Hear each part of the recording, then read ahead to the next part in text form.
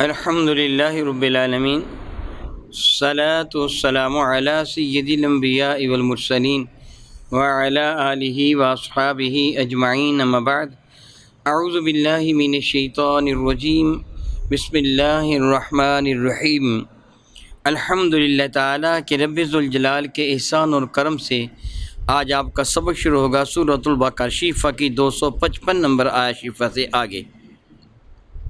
ملاحظہ کیجیے، اعوذ باللہ من الشیطان الرجیم، بسم اللہ الرحمن الرحیم۔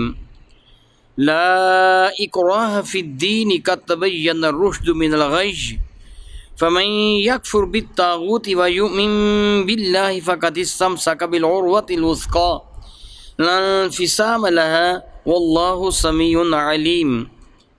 لا اکراہ فی الدین، قبولیت دین میں کوئی بھی اکراہ نہیں ہے، کوئی زبردستی نہیں ہے۔ قد تبین رشد، بے شک ظاہر ہو چکی ہے ہدایت، رشد و ہدایت، من الغی، گمراہی کے مقابلے میں۔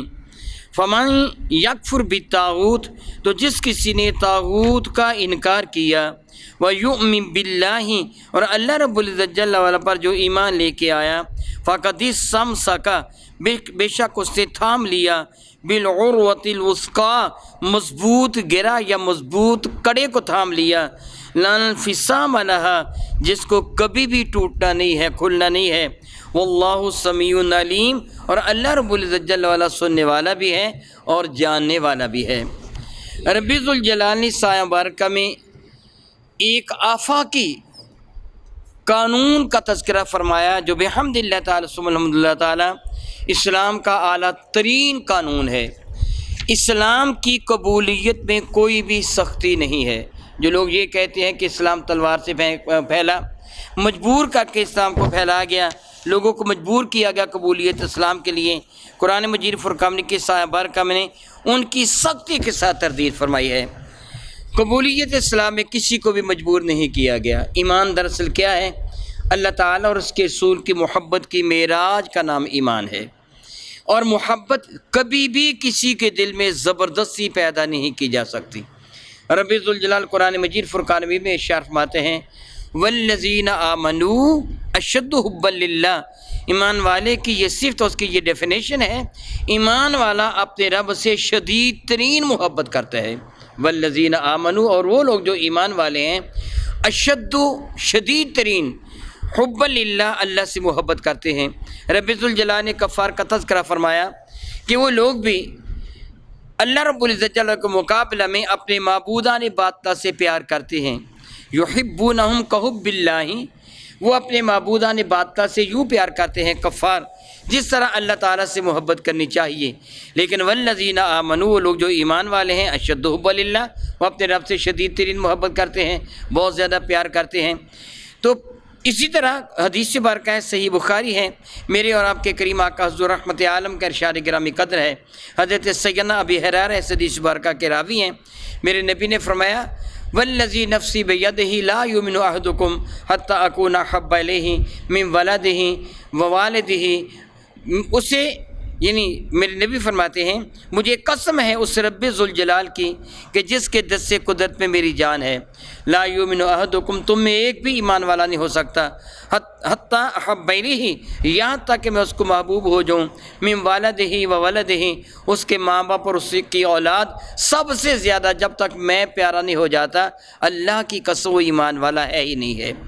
دوسرے حدیث بارکہ جو حضرت سیدنا انس بن مالک رضی اللہ تعالیٰ سے مروی ہے، کتاب الایمان صحیح بخاری کی دوسری حدیث بارکہ، میرے نبی فرماتے ہیں، لا یؤمن احدکم حتی اکون احب الیہ من والدہ وولدہ والناس اجمعین، جب تک وہ اپنی ماں سے، اپنے باپ سے، اپنے قبیلے سے، اپنی اولاد سے، اپنے عزو اقربا سے، سارے انسانوں سے بشمول اس کی اپنی ذات کے، جب تک سب سے بڑھ کر مجھ مصطفیٰ سے محبت نہیں کرتا، وہ ایمان والا ہی نہیں ہے۔ تو پھر ایمان کس چیز کا نام ہوا؟ اللہ تعالیٰ اس کے رسول کی محبت کا نام۔ تو ہر عقل مند یہ اس بات سے بخوبی واقف ہے کہ دل زبردستی کسی شے کو قبول کرتا ہی نہیں ہے، یہ دل کی صفت ہے، وہ زبردستی کسی شے کو قبول نہیں کرتا۔ اب آپ کسی شخص کے کو کن پٹی پہ گن رکھ کے کہیں کر مجھ سے محبت، اس کی گردن پر تلوار رکھ کے کہیں کر مجھ سے محبت، اس کے سینے پر نیزہ رکھ کے کہیں کر مجھ سے محبت، وگرنہ بھی نیزے سے تجھے پرو کے رکھ دوں گا۔ وہ بندہ یہ کہ ہاں میں تو اس سے بڑا پیار کرتا ہوں، ایمان سے بتائیے یہ اس کی زبان کہے گی یا دل بھی کہے گا؟ دل انکار کر دیتا ہے، دل زبردستی چیز کو قبول کبھی بھی نہیں کرتا، یہ دل کی صفت ہے، دل زبردستی چیز کو قبول نہیں کرتا۔ زبان قبول کر لے گی، اقرار کو زبان قبول کر لے گی، دل قبول نہیں کرتا۔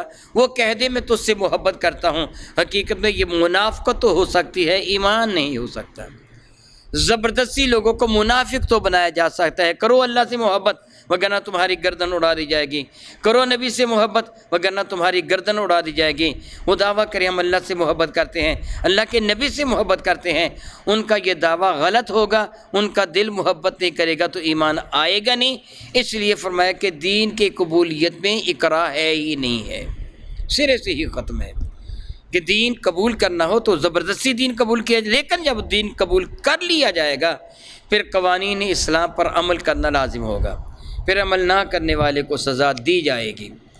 جب اس نے اسلام قبول کر لیا تو اب اس کو یہ اجازت نہیں دی جائے گی چاہے تو نماز پڑھ، چاہے تو زکوٰۃ دے، نہیں تو نہ صحیح، چاہے تو حج کر، نہیں تو نہ صحیح، نہیں۔ جب قبول کر لیا تو اب اس کو سختی کے ساتھ ان پر عمل کرنا ضروری ہوگا، قوانین کو ماننا ہوگا، لیکن قبول کرنے میں کوئی بھی کسی طرح کی سختی اقرار نہیں ہے۔ اس صحابہ نے تردید فرما دی ان سارے کے سارے جھوٹے دعووں کی جو کفار کرتے ہیں کہ کہتے ہیں کہ اسلام زبردستی پھیلا، زبردستی ممکن ہی نہیں ہے، اسلام پھیلتا ہی زبردستی نہیں ہے، اسلام تو محبت ہے اور محبت زبردستی نہیں ہوا کرتی، ہو جائے محبت تو پھر اس کو روکا بھی نہیں جا سکتا۔ رب کائنات ارشاد فرماتا ہے لا اکراہ فی الدین، دین میں کوئی بھی زبردستی نہیں ہے، قد تبین الرشد من الغی، حق اور باطل عیاں ہو گیا ہے، گمراہی اور ہدایت جدا جدا کر کے دکھا دی گئی ہے۔ اب جس کا جی چاہے ہدایت کو قبول کر لیں، جس کا جی چاہے گمراہی کو گلے لگا لیں۔ یہ سختی تو نہیں ہے نا کہ کر ہدایت قبول وگرنہ گولی مار دوں گا، تو کہے گا ٹھیک ہے جی میں نے قبول کر لی، حقیقت میں تو وہ نہیں کرے گا۔ آپ اس کو زبردستی کو عمل کروا سکتے ہیں، زبردستی سے کروایا گیا عمل قابل قبول ہے ہی نہیں ہے۔ زبردستی سے پڑھائی کی نماز قبول نہیں ہے، نماز تو ہے نا جو حقیقتاً آدمی خشوع و خضوع کے ساتھ ادا کرتا ہے، وگرنہ نماز نہیں ہے۔ مال چھینا جا سکتا ہے لیکن وہ زکوٰۃ نہیں کہلوائے گا، کوئی زبردستی آپ چھین سکتے ہیں وہ زکوٰۃ نہیں کہلوائے گی۔ زکوٰۃ وہ ہے، ثواب تب ہوگا جب دل کے ارادہ سے رب کائنات کی راہ پہ یقین کرتے اس کی راہ میں دیا جائے، پھر قابل قبول ہے، وگرنہ قابل قبول نہیں ہے۔ آپ یہ جانتے ہیں کہ ریاکاری کی نماز بھی مردود ہے، ریاکاری کے ساتھ آدمی نماز پڑھے وہ بھی نماز قابل قبول نہیں، اگرچہ وہ ایمان والا بھی کیوں نہ ہو۔ تو رب کائنات ارشاد فرماتے ہیں قد تبین الرشد من الغی، بے شک ہدایت گمراہی سے خوب واضح ہو گئی۔ تو فمن یکفر بالطاغوت، جس کسی نے کفر کیا طاغوت کا، طاغوت ہر وہ شر کی قوت ہے، طغیان سے ہے، حد سے تجاوز کر جانا، طاغی باغی کو کہا جاتا ہے جو حد سے آگے بڑھ جاتا ہے۔ معاذ اللہ تعالیٰ سماذ اللہ تعالیٰ، میں اللہ تعالیٰ سے معافی مانگتا ہوں، بعض کم عقلوں نے تفسیر بیان کرتے ہوئے طاغوت میں اولیاء اللہ کو بھی ذکر کر دیا، اللہ یعوذ باللہ تعالیٰ ثم اللہ یعوذ باللہ تعالیٰ، حالانکہ طاغوت کا تو انکار کیا جاتا ہے۔ رب ذوالجلال کا ایک ارشاد گرامی قدر ہے، یہ سورۃ النساء میں پروردگار عالم جل حکیم ایمان والوں کا اور بے ایمانوں کا تذکرہ فرماتا ہے کہ ایمان والا کیا کرتا ہے اور بے ایمان کیا کرتا ہے۔ میرا اللہ ارشاد گرامی قدر فرماتے ہیں کہ محبوب مکرم علی کا صلاۃ والسلام، کچھ وہ لوگ ہیں کہ جو طاغوت کی پیروی کرتے ہیں، فرماتے ہیں الم تری الی الذین یزعمون انہم آمنوا، کچھ وہ لوگ ہیں جن کا یہ گمان ہے، جن کا یہ دعویٰ ہے کہ وہ ایمان والے ہیں، آمنو بما انزل الیک، اس چیز پر ایمان لا رہے ہیں جو آپ کی جانب نازل کیا گیا، یعنی قرآن کو ماننے والے ہیں، مسلمان، وہ دعویٰ ان کا یہ ہے، وما انزل من قبلک، اور اس پر بھی ایمان لاتے ہیں جو پہلی کتابیں ہیں، یعنی پکے ایمان والے ہیں۔ ایمان والا پہلی کتابوں پر بھی ایمان لاتا ہے، سارے نبیوں پر بھی ایمان لاتا ہے، اور میرے نبی پر بھی تفصیلی ایمان لاتا ہے، اور قرآن پاک پر بھی تفصیلی ایمان۔ لیکن اللہ فرماتا ہے یریدون ان یتحاکموا الی الطاغوت، لیکن وہ چاہتے ہیں کہ اپنا فیصلہ طاغوت کے پاس لے کے جائیں۔ یہاں طاغوت سے مراد کعب بن اشرف تھا، وہ ایک یہودی اور ایک منافق کا معاملہ کہ میرے نبی نے فیصلہ فرمایا تھا، منافق نے ماننے سے انکار کر دیا تھا، بظاہر مسلمان تھا، جسے فاروق اعظم نے قتل کر دیا تھا، اس واقعے کی طرف اشارہ ہے۔ طاغوت سے مراد وہ کافروں کا سرگنا، یہودیوں کا وہ سرگنا کعب بن اشرف مراد ہے کہ وہ اپنا فیصلہ کعب بن اشرف کے پاس لے کے جانا چاہتا تھا۔ یہاں طاغوت سے مراد وہ لیا گیا۔ پتہ چلا ہر وہ قوت جو شر کی پیروی کرتی ہے طاغوت پہ شامل ہے، خواہ وہ بوتے ہیں، خواہ وہ غلط حاکم ہیں، خواہ کوئی بھی قرآن و حدیث کا منکر ہے، وہ طاغوت میں شامل ہے۔ رب ذوالجلال شاہ فرماتے ہیں فَمَن يَكْفُرْ بِالطَّاغُوتِ، جس سے انکار کر دیا شیطانی قوتوں کا، یہ ساری قوتیں شیطانی ہیں، وَيُؤْمِن بِاللَّهِ، وہ اللہ تعالیٰ پر ایمان لے کے آ گیا، فَقَدِ اسْتَمْسَكَ بِالْعُرْوَةِ الْوُثْقَىٰ، اس سے مضبوط کڑے کو تھام لیا ہے۔ اس کا کڑے کو بھی کہتے ہیں اور گانٹھ کو بھی کہتے ہیں، اس سے مضبوط گانٹھ کو یا کڑے کو تھام لیا ہے۔ لَا انفصام لَهَا، جس گانٹھ کو کبھی بھی کھلنا نہیں ہے، جس کڑے کو کبھی بھی ٹوٹنا نہیں ہے، اس کڑے کو تھام لیا ہے۔ اللہ تعالیٰ فرماتا ہے وَاعْتَصِمُوا بِحَبْلِ اللَّهِ جَمِيعًا، اللہ تعالیٰ کی رسی کو مضبوطی کے ساتھ تھام لو۔ جس نے طاغوت کا انکار کر دیا، اللہ اکبر اللہ اکبر اللہ اکبر، ساری شیطانی قوتوں کا انکار کرنا، ہر وہ بندہ جو قرآن و حدیث کے خلاف فیصلہ کرے وہ طاغوت میں شامل ہے۔ میں اللہ سے معافی مانگتا ہوں، آج کل تو عموماً فیصلہ قرآن و حدیث کے خلاف ہی کیا جاتا ہے، قرآن و حدیث کے تحت نہیں کیا جاتا، خلاف کیا جاتا ہے، اور یہ فیصلہ طاغوت کا فیصلہ کہلواتا ہے، اللہ اور اس کے رسول کا فیصلہ نہیں کہلواتا۔ اللہ اور اس کے رسول کا فیصلہ وہ ہے، وہ بہت ایک اعلیٰ بات ہے۔ حضرت قائد اعظم رحمۃ اللہ تعالی علیہ سے سوال کیا گیا تھا، تم اپنی ریاست کا مطالبہ کرتے ہو، تمہاری ریاست کے پاس کوئی قانون ہوگا، تم نے کوئی آئین کوئی قانون ترتیب دیا؟ تو آپ نے جواب دیا تھا کہ ہمارا قانون 1400 سال پہلے بن چکا ہے، ہمارا آئین وہ بن چکا ہے، یعنی قرآن مجید فرقان۔ افسوس، صد افسوس کہ ہم نے اس آئین اور قانون پر عمل کیا نہیں ہے، قرآن کریم فرقان امیر کو اپنے اوپر نافذ کیا نہیں ہے، ہم نے اپنے ملک میں کافروں کے قوانین نافذ کیے ہیں، اس لیے آئے دن اس میں ترمیم کرنا پڑتی ہے، فلاں ترمیم کر دو، فلاں ترمیم کر دو، فلاں ترمیم کر دو۔